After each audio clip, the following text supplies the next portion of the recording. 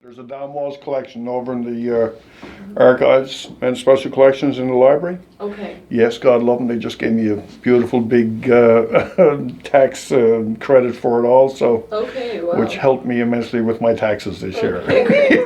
Yeah, no, it's all the archive has. I see. I remember back in the early days, Des was trying to write a poem, and he tore up the piece of paper and threw it away. And Harold went and said, "Don't you ever throw out anything," he said. "Don't ever throw out anything. Someday it'll be worth money." And so, of course, Des learned from Harold then to save everything. Yes.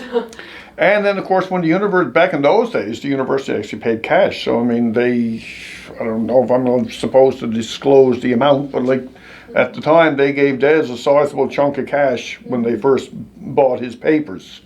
And now, since then, of course, now it's a tax credit, which is absolutely fine as well.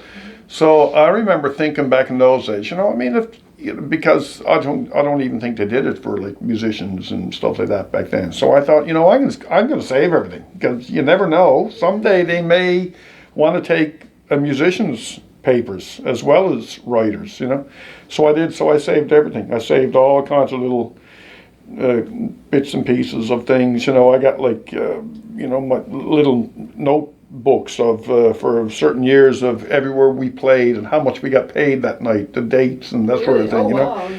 Calendar planners and stuff like that.